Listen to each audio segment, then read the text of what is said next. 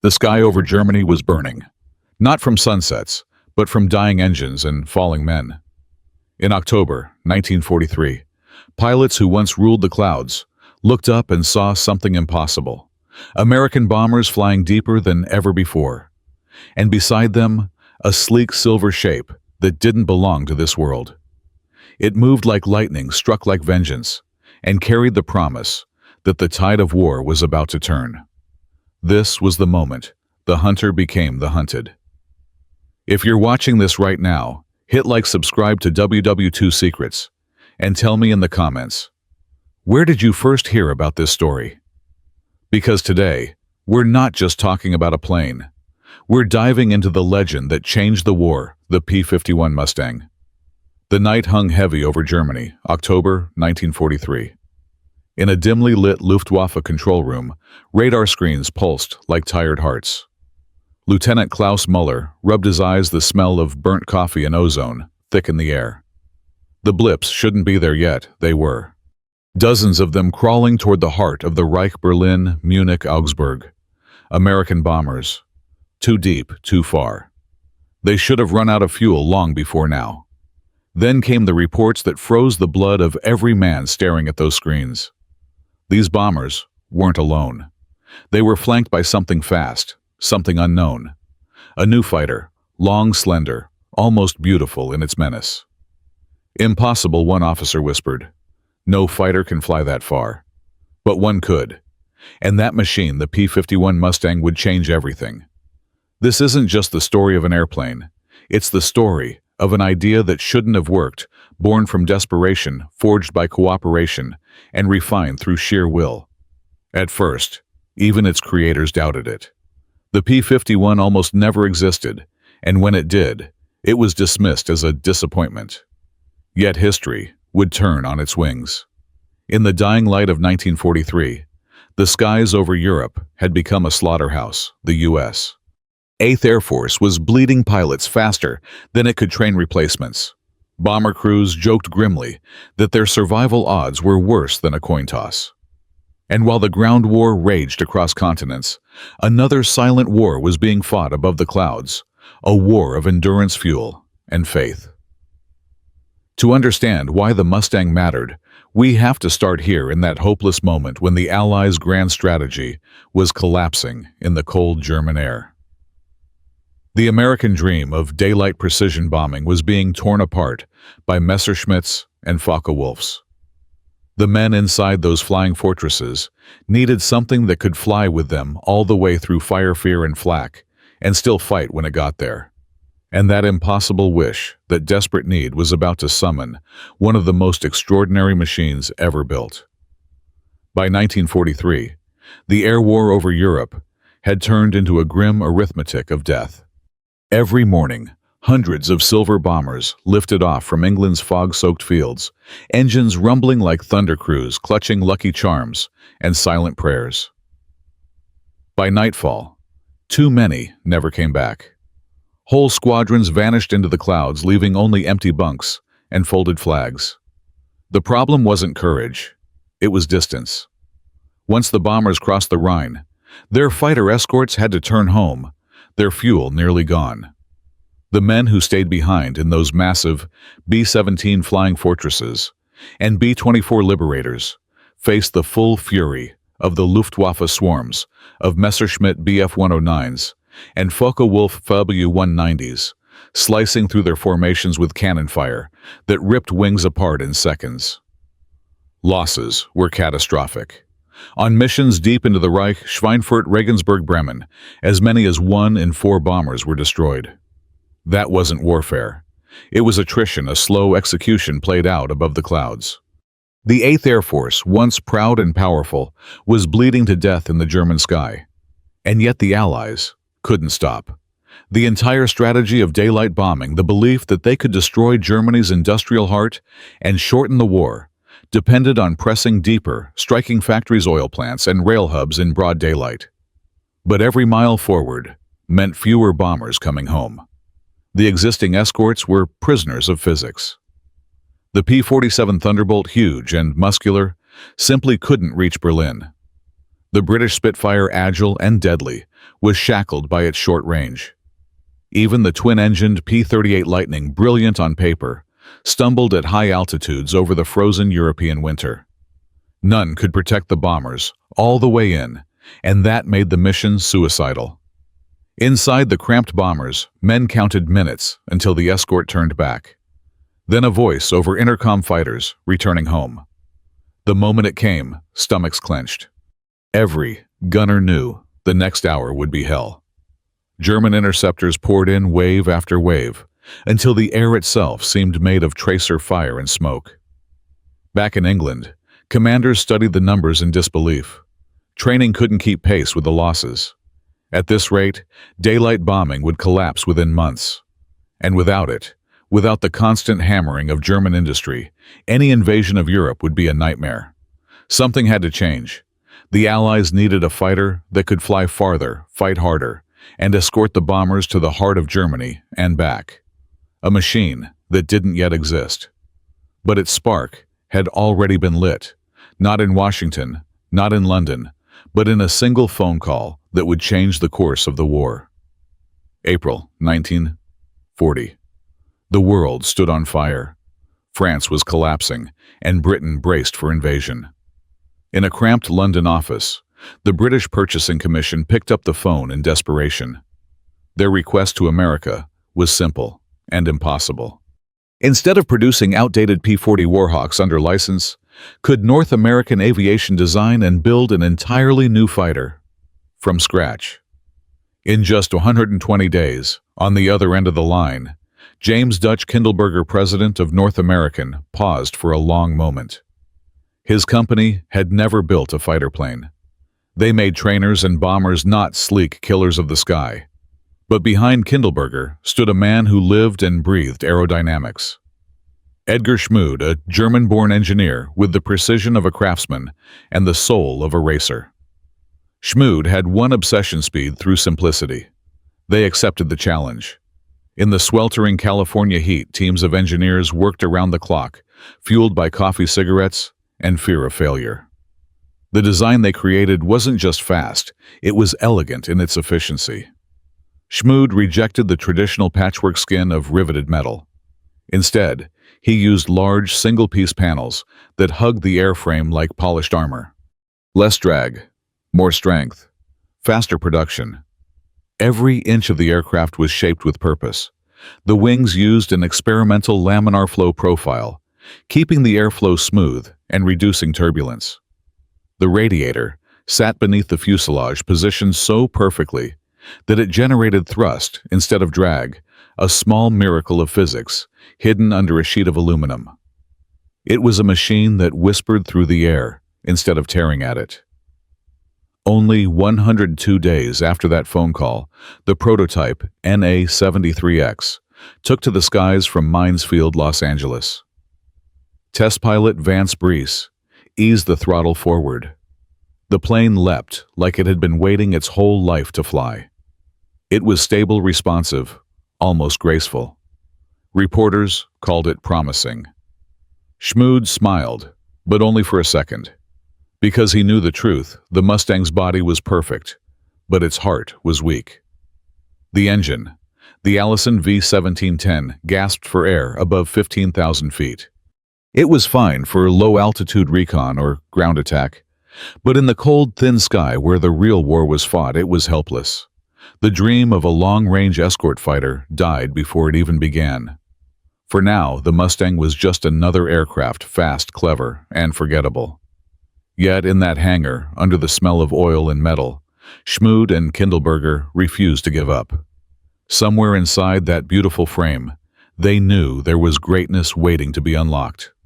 All it needed was a new heart. Spring 1942. In a windswept airfield in Britain, a Rolls-Royce test pilot named Ronald Harker climbed into an American-built Mustang. The plane looked sleek, promising, but the moment he pushed it above 15,000 feet, its power faded, its climb dulled. Then, in that instant of disappointment, came revelation. What if we put a Merlin in it, the Rolls-Royce? Merlin, The same roaring masterpiece that powered the Spitfire and Hurricane was a marvel of British engineering, a supercharged two-stage heart built to breathe thin air and fight at the edge of the sky. Fitting it into the Mustang's frame wouldn't be a simple engine swap.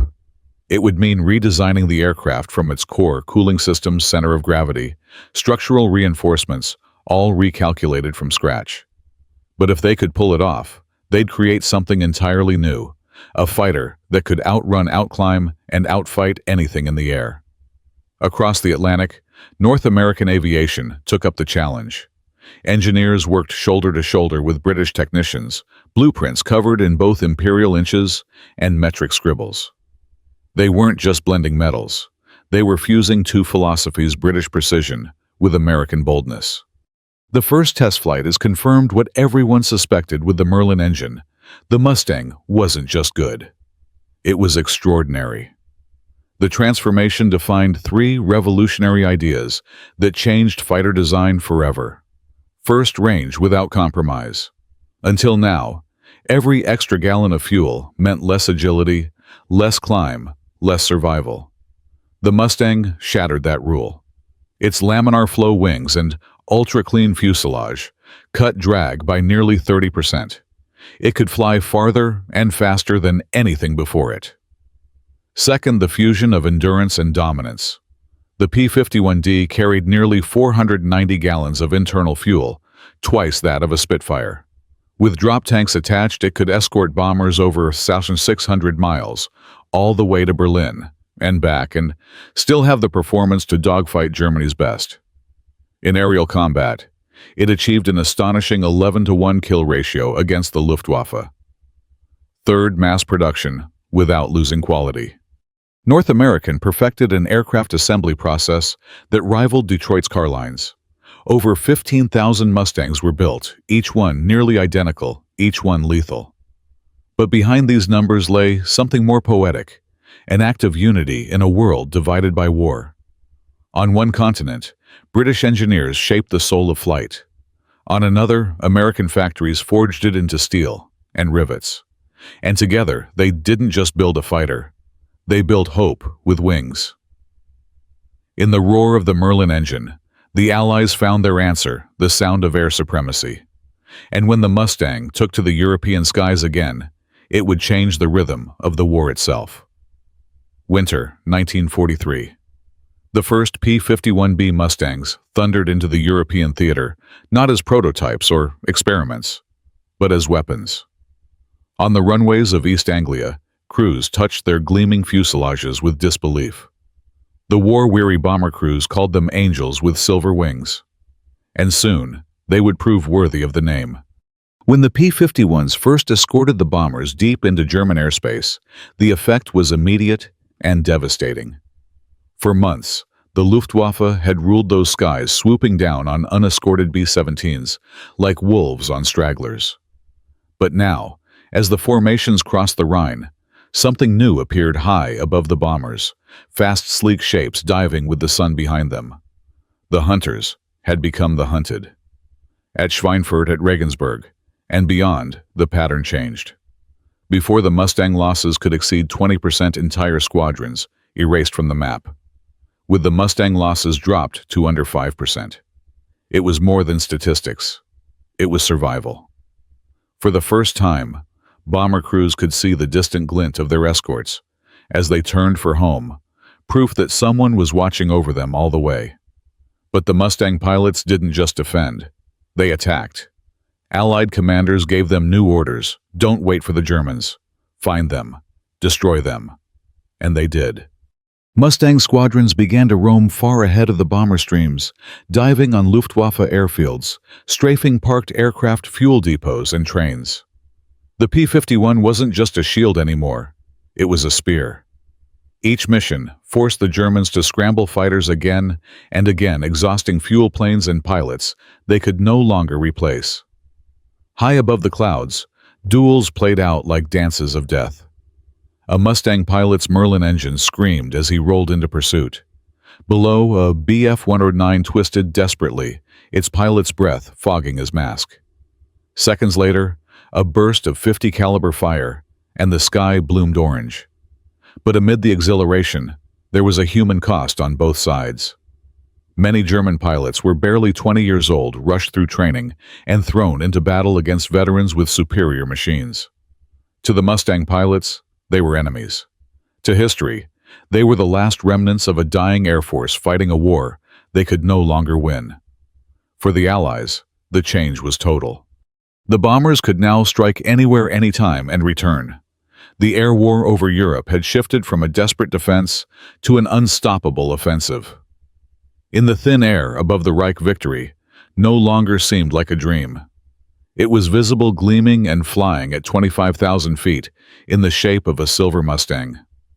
By mid-1944, the P-51 Mustang had reached its final perfected form, a bubble canopy that gave pilots full 360-degree vision, 6 50-caliber machine guns, and the smooth, lethal aerodynamics of a Predator that had mastered the hunt.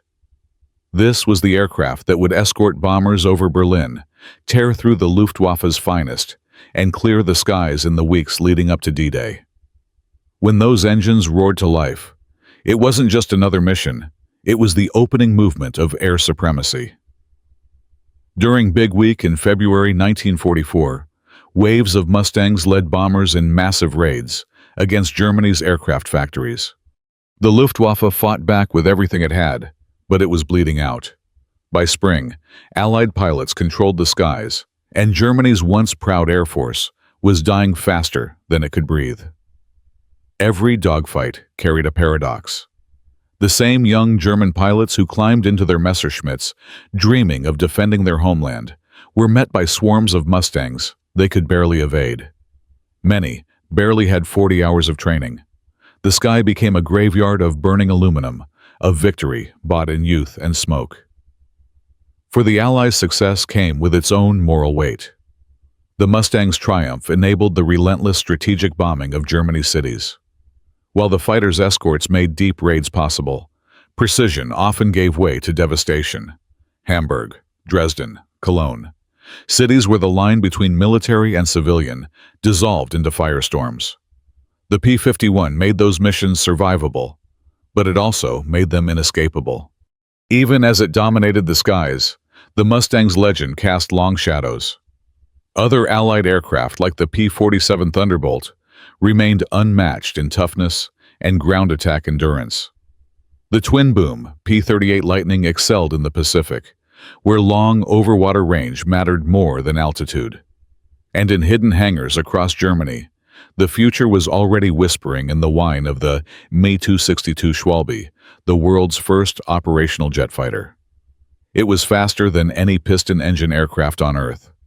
Had the war dragged into 1946, the Mustang's reign might have ended overnight. But wars aren't won by prototypes. They're won by what flies today, by what's built, maintained, and fielded in time. That was the Mustang's real genius. It existed. It was the right plane in the right hands at the right hour. Still, victory came with questions that no blueprint could answer. What does it mean to win when so many must die? When progress and destruction race, side by side in the same slipstream, in that contradiction, power and loss, triumph and grief, lies the true legacy of the P-51, a symbol of brilliance forged in fire, and of humanity's endless struggle to master both its machines and itself. The war in Europe would not have ended the same way without the Mustang. By the spring of 1945, those sleek silver fighters had done more than win control of the skies. They had reshaped the very logic of modern warfare. Every bomb that struck a factory, every convoy that reached Normandy, without being torn apart from above, owed something to the machine that could outfly fear itself. But the P-51's true legacy was never just technical. It was philosophical. It proved that victory didn't come from one miracle invention or one genius pilot, but from the fusion of ideas, industries, and nations. The marriage of American production power and British innovation created not only an aircraft, but a blueprint for how free societies could fight by cooperation, not coercion. At 25,000 feet, where the air thins and the world curves away beneath you, the Mustang was more than an airplane. It was a promise that democracy could be fast, flexible, and unstoppable when united by necessity. Each of its rivets carried the fingerprints of two continents. Each takeoff was a testament to factories that never slept, engineers who argued across time zones, and young pilots who strapped themselves into aluminum coffins to defend something larger than themselves. After the guns went silent, the Mustang's engine still echoed in the minds of those who flew it. Veterans spoke of that deep, throaty Merlin growl as the sound of freedom. It carried into the jet age, inspiring generations of aircraft that would trace their lineage back to this elegant fusion of science and spirit. And its lessons endure. In every field, from cyberspace to outer space, the same truth applies: decisive advantage rarely comes from perfection. It comes from clarity, cooperation, and the courage to build what matters now. The Mustang's greatness was not that it was flawless, but that it was ready at the right time for the right fight. In the glow of memory, the P-51 gleams not only as a weapon, but as a reflection of what free people can achieve together. Its wings carried not just bombs or bullets, but ideals of innovation over oppression, unity over tyranny, hope over fear. As they streaked through the pale skies of 1944, their polished aluminum bodies catching the sunlight, those Mustangs weren't just fighting a war. They were writing a promise into the clouds that freedom, once airborne, would never fall again. When I think about the P-51 Mustang, I don't just see an aircraft. I see an idea made real. It's proof that in our darkest hours, innovation is born not from comfort, but from desperation and courage. The Mustang wasn't perfect. It wasn't even supposed to exist. But it became the machine that turned the tide, not because of genius alone, but because people chose to work together when the world was falling apart. And maybe that's the real message. Progress, real progress, isn't about the strongest nation or the fastest plane. It's about the will to build something better when everything seems impossible. If this story moved you or made you think differently about history, I'd love to hear your thoughts. Leave me a comment, hit subscribe, and join us here at WW2 Secrets, where the past still has lessons to teach us all. Because sometimes, to understand our future, we have to listen to the engines of the past.